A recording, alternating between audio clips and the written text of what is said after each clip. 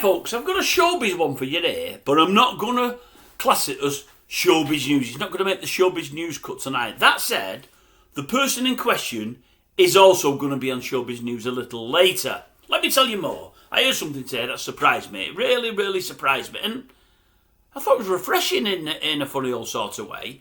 It came from the mouth of young VANESSA. Young VANESSA FELTZ there. Yes, she's in the second day of a show. More about that later. And she's got on those two, the old dancers. Is it James and Ola Jordan? I've said in the past I'm not so sure about him at all. I think VANESSA quite likes him. She danced with him. Well, I know more than quite likes him. That's what I'm going to get to in a minute. He came onto the set today and they did a bit of an interview. And right at the start, she said something, as I say, shocked me. It shocked me because of its honesty. And you don't normally get this. And I thought it was, as I say, refreshing and very, very good.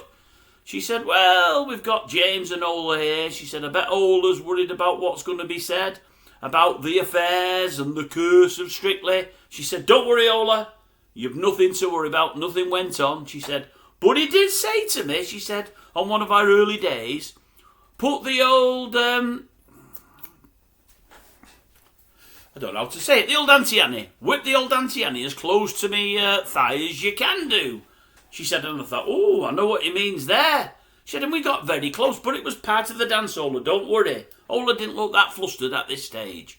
She said, no. She said, but I'll tell you now, by the end of the day, after dancing closely with James, she said, the day ended and I went home thinking, I'm in love.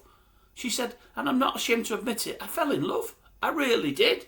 Anyway, the next morning came, reality bit, and I thought, you stupid old fool, what are you talking about? You barely know the fella.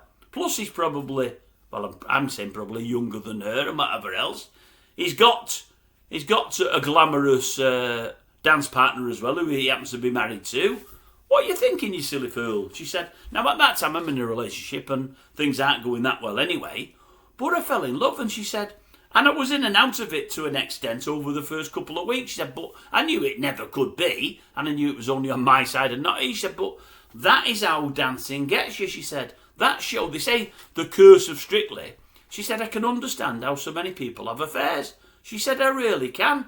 She said, because you get with a dance partner, he's all up masculine and whatever else, and he's leading you in, he's leading you there. He's not leading you on, but he's leading you here, there, and most everywhere. She said, you dance closely, she said, you do some sexy dances. She said, you're with each other so many hours per day, so many days per week, and it takes over your life.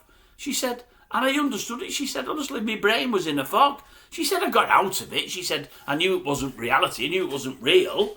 She said, but it was really strange. She said, and I really understand how folk on that show have had affairs and marriages have split up and whatever. I understand it fully. And I thought, I'll tell you what, very, as I say, very refreshing. This is a nice bit of honesty. And she's willing to say it in front of him whilst his other half is sat there.